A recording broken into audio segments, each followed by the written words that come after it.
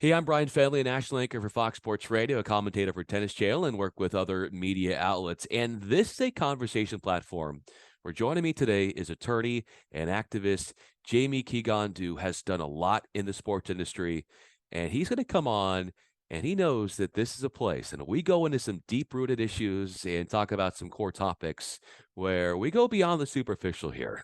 We're not in the business here on this conversation platform to talk about things that are just on the surface. We're going deep, and that is where we go. Some really hard-hitting stuff with Jamie is about to start as we got our conversation underway and we look at his story. Before I get started, though, please subscribe.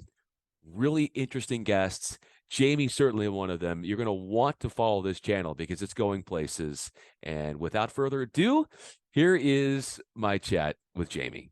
We've been trying to get this done for months. We have made it happen. Jammy Kiggundu joining me. He is an attorney. He is activist. He has worked in sports and has done a lot in that sector. So it would be only fitting that he joins me on the Honest Nothing podcast. I'm Bryan Fenley with Fox Sports Radio and Tennis Channel.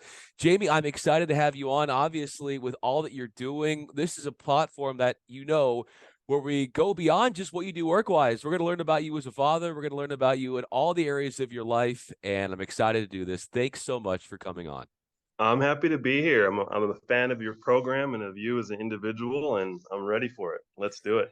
Let's do this thing. So let's kick things off here by me asking you, Jamie, what is behind what you're out to prove? Um, I would say innately that all people have an interest in the community in which we are a part of. And for me, I've always had an interest in improving the area one that I live in and the area that I leave behind. And so I think at a fundamental core, if you had to go to the seed of what drives different individuals, that's definitely one of the things that drives me in all aspects of, like I said, I'm a multi hyphenate, all aspects of what I do. I'm trying to just improve the overall conditions of which I arrive in.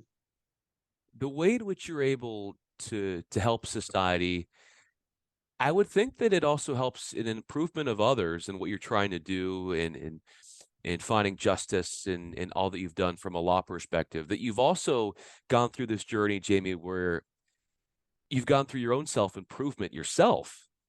Where Yes, has that come out? Obviously, what you're doing in the community speaks yes. volumes, but then how have you changed in the years that you've done this as well? So I think if I could, I'll back up a little bit to some of the initial experiences that I had in this country. So I am a child of immigrants. And I think the immigrant story that I have is the same as 99% of the immigrant experiences. And so, coming to a new place, bringing your own cultural norms with you, melding into the culture of the United States, um, family-oriented structure. Initially, is something that I think all of the immigrant experiences have in common, being close knit to one another and then being close knit to the community. A strong emphasis on education because when you come to a place and you don't have a lot, all you can accumulate that's generally free is knowledge. Okay, so how do you speak the language? What are the do's and don'ts? What is the grammatical system here? What kind of math levels are the children going to be exposed to? What's expected of those tracks? Set me on a path of education. Um, However, you also learn, and just since we're talking as friends, I'll tell you, when you go out into the world as a minor and you have brown skin or black skin, people always assume that you are an athlete as well. Turns out I was. It's like this is a stereotype that actually turned out to be true. So having the opportunity to also play sports. And then when you're playing sports, you start to hear stereotypes that happen amongst all athletes, that you must not be very smart. Mhm. You must, you're just a jock, go out and chase the ball, go out and do it. And that is an assumption that is very, very wrong, because if you think about the athlete experience, athletes spend 3 to 4 hours a day in practice and then go home and have to do all the schoolwork on top of, the grinding schedule that they just went through. So they're working twice as hard, as the regular student who might not have any other activities. So that assumption is very, very false, but that's just something that I started to learn. People are going to have a box and an assumption of what your capabilities are, and they're going to want to push you in that vein and say, okay, these are the only things that you're capable of doing. And I always saw that as a challenge. I saw that as, okay, you assume that I'm not going to be able to do the following. I'm going to do that times two.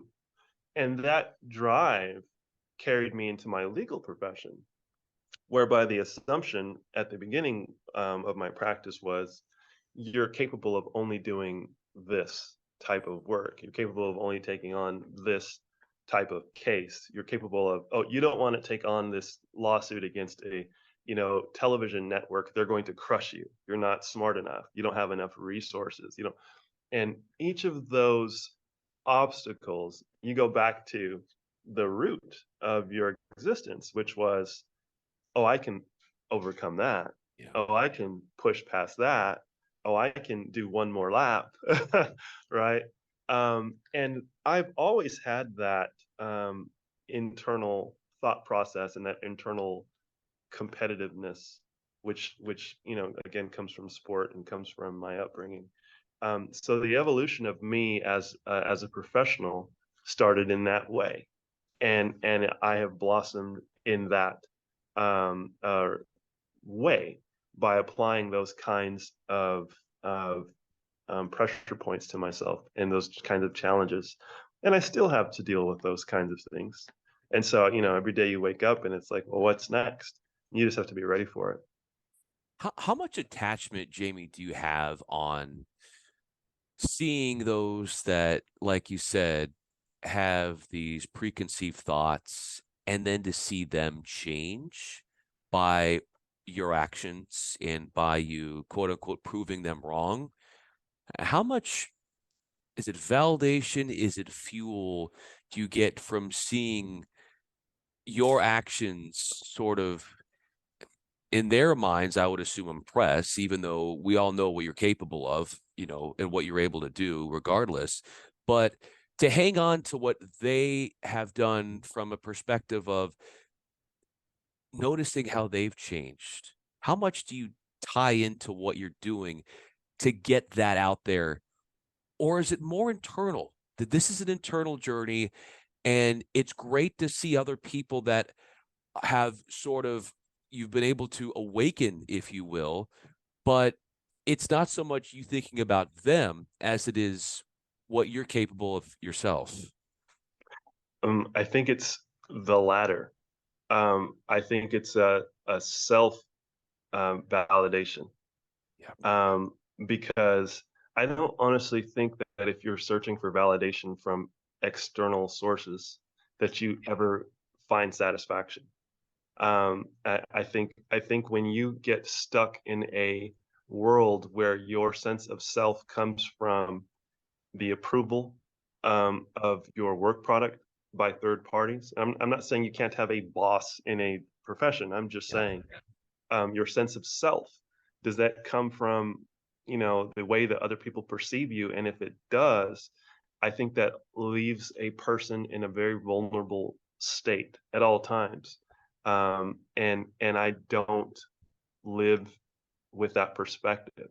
For me, it's proving to myself that I am the opposite of what the assumption is. But also, the second thing is to show the people behind me, the youth coming behind me, or even my peers, that yes, you can.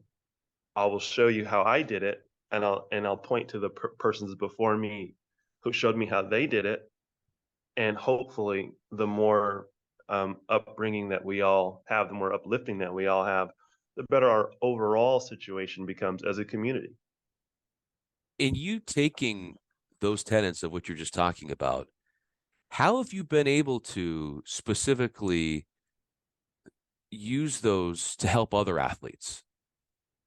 Sure. By way of example, right now I've been taking on cases against an organization in Texas called the UIL. And the UIL is a agency who determines eligibility for extracurricular activities. But when it comes to eligibility for athletes, the UIL, and this is my opinion, the UIL is almost like a form of a bully. The UIL, in my opinion, um, doesn't exercise their autonomy in a positive way that is supposed to allow for eligibility for youth. And I give you an example. If a student athlete's parents separate, so dad stays in the house, mother moves to another house in another district, and the child says, I want to go and live with mom. That child cannot play varsity sports in the state of Texas. In the new district that the mother moved to, that child can only go back and stay with dad, or go back and live in another house with a parent in the old district. And to me, when you're forcing a child to make those kinds of decisions, it's nonsensical. Yeah. It's archaic. And you have, you know, 1,400 kids this year alone have applied for what's called a waiver for permission, or waiver appeal the waiver denial for permission to play sports, and the denial rate is over 50%. Mm. And so these kids have 4 years of which, if they want to go on and play collegiate sports, 4 years to prove their worth. Their junior and senior year is the biggest deal to them as far as being discovered. And you're depriving these children of an entire year of sports based on what? I mean, what is the Yeah. objective? Okay. So I take a situation like that, it personally disturbs me because these kids for the last year and a half were in quarantine somewhere. They've already lost a year Yeah. of eligibility. And who's going to fight for them when you see the percentages of denial? And even with an attorney, those I can't even tell you the percentages go up. Okay. But if you can change, the outcome of one child's experience, if you have the tools to apply, and this is just an example, of course, I think then you can utilize them in a way to try and change the life path of a young man or woman. So you're doing that in a lot of cases, in so many cases, and you use the term bullying, and fighting bullying is a big part of what you're about. And it could be Yes. cyberbullying, it can be anything face to face, whatever it is, you're behind it and you're trying to stop it. We were talking earlier, Jamie, about how I don't know if bullying is the right word in that sense, but where others would underestimate what you're able to do. Yes. They would belittle you. They would tell you that, like you said, they would have a certain envisioning of where they thought you were capable of going and that there was a ceiling. But then you continued to go beyond that. You've helped so many other people in bullying. How have you had to deal with bullying yourself? And how have you risen over that? I mean, so I grew up in a neighborhood that didn't have the most resources. They had a lot of rough kids. This isn't a hard knock life, Yeah. feel sorry for me kind of story. But certainly, I came across my fair share of, in the '90s, there was a lot of gang activity. I came across a lot of, persons that might have been affiliated. It wasn't targeting me specifically, but that was the environment. But I'll say a lot of the bullying that I see is, systemic. That's the better word. It's a system. We live in a society where there's lots of oppression. There just is. And it could be economic oppression, just denying opportunities to persons that don't have the same resources. And there's a frustration that grows in people when they are looking out the window and saying, well, the school bus has kids that are going on a field trip to the zoo. We're going to clean up the park today. There's a frustration that grows from denying resources to people. And I think that is probably the biggest bully in life that I can tell you that I've had to fight through and fight with. Um, but you referenced bullying and cyberbullying, and that's something that I have done a lot of advising on, as far as just letting parents know. When I was a child and you were a child, we dealt with bullies that would, in a physical sense. You might have a physical altercation. Maybe somebody, struck you, took your lunch money, took your Yeah. shoes, whatever the deal was, it was physical. And now we live in a cyber world with parents that grew up in a physical world, and educators that grew up in the physical world. And so there's a lack of knowledge about the impact and the type of bullying that's happening now via our electronic devices. Okay. So I have, for the last few years, studied laws throughout the United States, Texas in particular, and other states as well, in reference to what are the laws that are available for educators and for parents to utilize to combat cyber bullying. It used to be that somebody could harass your child with no consequence because they didn't harass the child on campus. And so the school would say, what can we do? This Yeah. is, yeah, there are a student who goes here, but it didn't happen during school hours or on a school property. So sorry, good luck. Maybe call the police. And now the laws have given schools the power to punish students, even if those activities don't take place on campus. And it's important for parents to know that, to know how to contact the schools and to tell the schools, what's going on, to keep records of what's going on, get law enforcement involved in certain circumstances, because 1 in 5 girls is cyberbullied and 1 in 10 boys is cyberbullied. And according to the CDC, cyber bullying is the number, well, actually, suicide is the number 2 leading cause of death amongst minors. And of those suicide victims, cyberbullying is considered to be a factor. So it's a big deal that parents need to be apprised of and educators need to be aware of. And so, because I have that knowledge and because of my representation of professional athletes and professional entertainers, I grew my presence to a large enough platform that I was able to go online and provide education about these subject matters. And I became a spokesperson for Crime Stoppers for several years on these subject matters. I've also gone and spoken to different town halls in different cities about these issues, speaking to different education agencies in different regions about these issues. So hoping, to improve the experiences, improve the community of which I am a part of, and that my daughter is growing up in this society, and when she goes through these issues, or when one day I'll be hopefully a grandfather, and if I stay in shape, a great grandfather.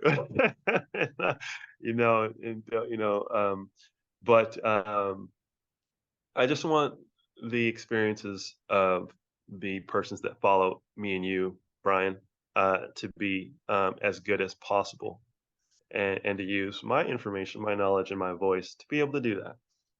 Well, in using what you're saying as sort of fodder for getting my next question out there, how are you parenting your daughter? And what's different about, say, the way in which dealing with your parents and how they looked at you as far as the way they wanted to mold you and grow you at her age, and the deviations from that in how you're taking things a different route with her, and it's based upon the experiences that you've seen, and you don't want her to go down certain roads because of certain people out there to protect her. Good question. So, first and foremost, helping a young person to have internal confidence, I think, is one of the greatest things that a parent can pass on. Um, Internal confidence. Those people who are not confident tend to be victimized more often. It's the way you walk into the room.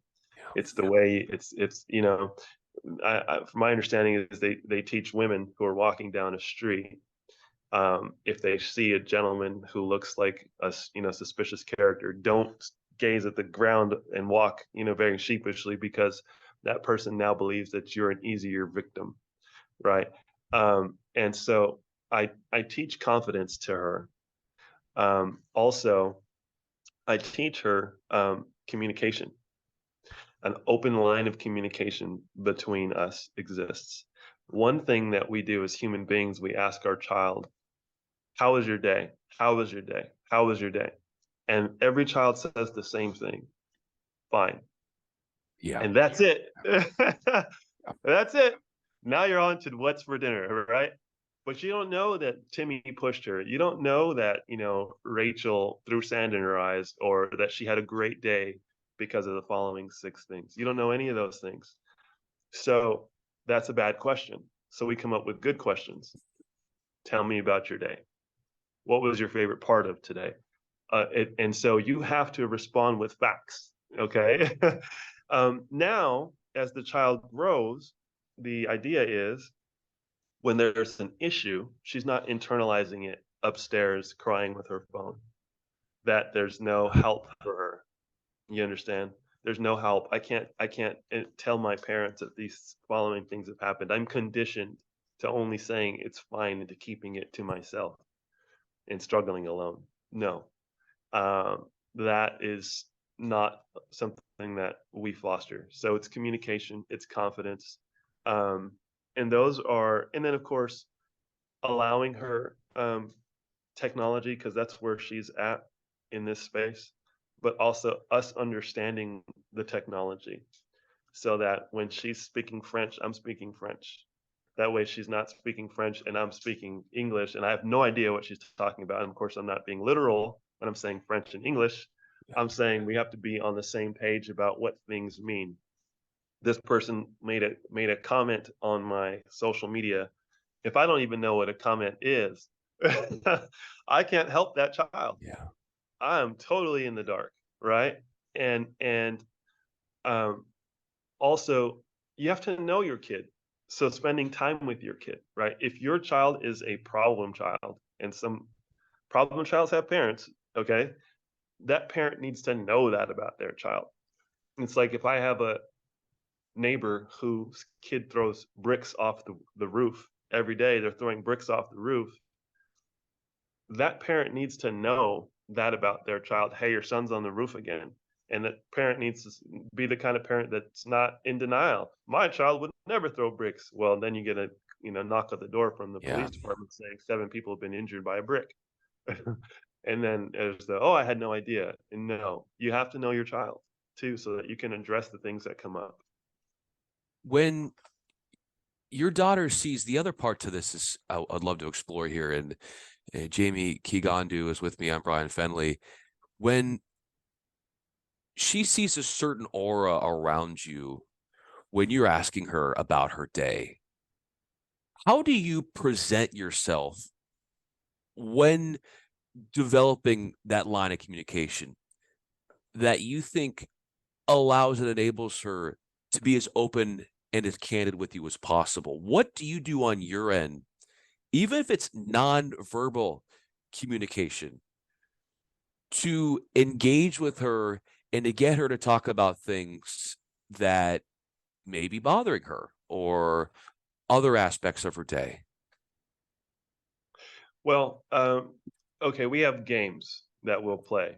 And if I ask the question about to explain how her day went and she's being very vague, oh, okay, well, you ready for your snack? Yeah. Well, I'll tell you what. I'm going to give you your snack when you tell me three things. And then it becomes a game. It's very fun, and I try to find ways to remove the shame. And whenever she's done telling me, especially if it's something that's bothering her, I always thank her for telling me, and then I give her the rules of interaction when it comes to school. First of all, okay, this issue happened. Yes, the very first rule: did you talk to the teacher? The second rule: did you come home and tell us about it? And the third rule. And so we go through, we just reminded her of the safe steps. And once all these safe steps have been followed and you're not getting the relief that you want, daddy or mommy will step in and we'll fix it. And so we empower her in that way to know that these, if you do these things right, we will take care of it and make it fine for you. Because those other steps failed to make it fine for you, leave it with me or leave it with mom and we'll fix it. And when she knows that, it must be such a weight off of her shoulders, because I would think that so many times, and even from personal experiences, like when you don't have that communication where you're afraid to share things with your parents, you take it all on yourself. And Jamie, that that's has to be when you rate where the problems really start to persist. It's when somebody feels like they're not able to adequately share what's going on and they feel like they have to take it on themselves. Nobody has to take it on upon themselves, but how often do you see that sort of being the underlying theme of those who are stuck in situations like that? I think that's a beautiful question and it applies in so many circumstances. When people feel like they have no options, Yeah. that's when bad stuff happens. And I can take that back to resources. And if you feel like you have nothing else to do but this, you're probably doing something bad or about to, or about to have a bad experience. When I talk about education, to my nieces, my nephews, my friends, anybody, really what I tell them at the end of the day is it's about opportunity. You don't have to graduate from law school and go and be a lawyer. You don't have to graduate with an English degree and go and be a, English teacher or a writer. You want options in life. That's what you want. Yeah. Because once your options run out, now you find yourself in a very bad place. Yeah. And it's the same thing with internal communication. Once you feel like you have nowhere to go and you have to deal with it by yourself, you can find yourself in a very dark place. So many times, so many different times. Jamie, you've been there to help others get out of those dark places. And as we wrap up this conversation, and we could continue, I mean, I am learning so much. I'm inspired by so much. And it's so important that people realize that there are within our community heroes like you that are, and I know that term making a difference gets thrown around a lot, but let's not forget that it isn't losing its meaning with everything that you're doing, and that there's really something to that. And how lucky your daughter is to have you in Thank her you. corner. And this is such a neat conversation to have with you. How, as I wrap this up, Jamie, how can people learn more about you? Where's the place they can go? Sure. So I am on all social media platforms. Jamie K Speaks. It's Jammy, the letter K, and then Speaks, which also happens to be the website, which you can learn about some of the cyberbullying initiatives. But social media, and my law firm. And by the way, DK Counsel, D as in David, K as in King, and then the word counsel .com is our website. So I'll be happy to hear people's questions and thoughts, and hopefully it's all good feedback. And for those who were able to improve their situation with our conversation, I thank you, Bryan, for opening the doors for this conversation, which is very important. Taking the time to do this, and for all that you do. We appreciate you, Bryan, as well. I appreciate that, Jamie. I'm all about those deep conversations. Life is too short to have these superficial conversations. You know, as somebody like me who's, and I'm sure that you can relate as well, as an empath, I want to do things and to go deep beyond the surface with my guests, where we really touch on some topics that are life changing, that go beyond the scope of mindless chatter. These are really deep conversations. And thank you so much for taking it upon yourself to go down those roads with me. And it really will impact possibly a lot of people. Jammy Kiggundu with me, attorney activist. You now know where to find him. And he also does a lot of other television hits. So he's used to the media thing. This is a growing thing, and we're going to be rooting for you as your career continues to blossom and grow. Jamie, I'm Bryan Fenley. Thanks so much, man, for being a Thank part of you. this.